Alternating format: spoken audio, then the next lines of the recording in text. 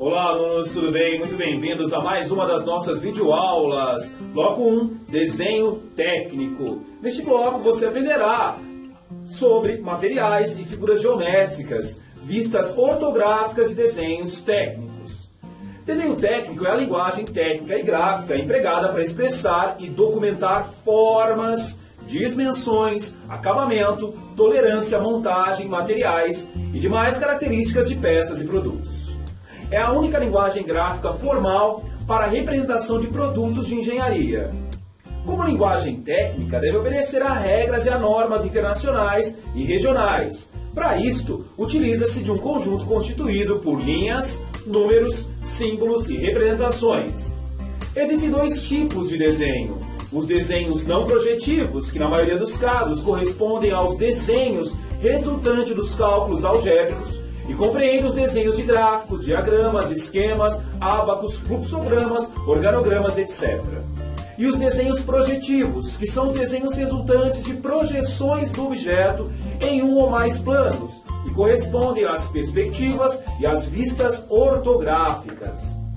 As perspectivas são figuras resultantes de projeção cilíndrica ou cônica sobre um único plano, com a finalidade de permitir a percepção da forma global de um objeto. Vistas ortográficas são figuras resultantes de projeções cilíndricas ortogonais, de modo a representar com exatidão a forma do objeto com seus detalhes. Para a elaboração de um desenho técnico, existe uma ordem de procedimentos a serem seguidos. O primeiro passo é a criação do esboço, que é utilizado para representar a ideia de um produto. Em seguida, o anteprojeto, que é o desenho correspondente ao estágio intermediário do desenvolvimento da ideia do produto. Após isso, é feito o croquis, que é um desenho feito sem escala que visa representar as informações técnicas do produto. O último procedimento é o desenho formal, que são desenhos elaborados de acordo com as informações relativas ao projeto. No desenho técnico, cada linha tem um significado próprio. Pode-se trabalhar até com 9 espessuras de linhas, dependendo do papel. Utiliza-se um mínimo de 3 espessuras de linha, grossa, larga e estreita, sendo que a relação entre elas não deve ser inferior a 2. A linha de maior espessura será sempre utilizada para desenho exclusivo das margens da folha. O estilo das letras e números adotados em desenho técnico é o gótico comercial, constituído de traços simples com espessura uniforme.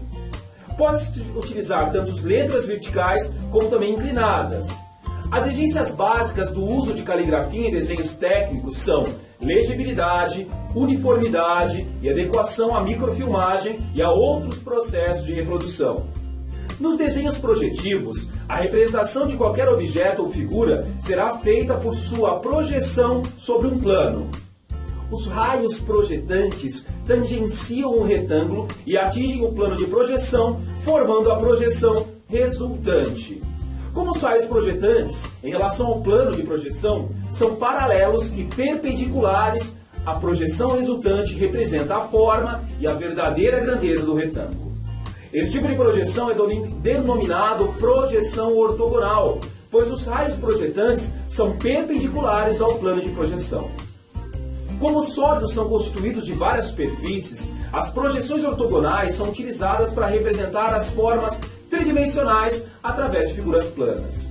Os desenhos resultantes das projeções nos planos verticais e horizontais resultam na representação do objeto visto por lados diferentes, e as projeções resultantes desenhadas em um único plano. A projeção feita no plano vertical aparece o comprimento e a altura do objeto, e na projeção feita no plano horizontal aparecem o comprimento e a largura do mesmo objeto. A perspectiva do tipo isométrica ocorre quando o observador está situado no infinito, e portanto as retas projetantes são paralelas umas às outras e incidem perpendicularmente ao plano de quadro. O sistema de eixos da situação a ser projetada ocorrerá na perspectiva, quando vistos no plano de forma equiangular em ângulos de 120 graus. Dessa forma, é possível traçar uma perspectiva isométrica através de uma grelha de retas desenhadas a partir de ângulos de 30 graus. As perspectivas cônicas são as mais comumente associadas à ideia de perspectiva, pois são aquelas que mais se assemelham a um fenômeno perspectivo assimilado pelo olho humano. Elas ocorrem quando o observador não está situado no infinito e, portanto, as retas projetantes divergem dele. Bom, queridos alunos, é sempre um grande prazer. Por agora ficamos por aqui, mas nos vemos em muito breve. Até mais!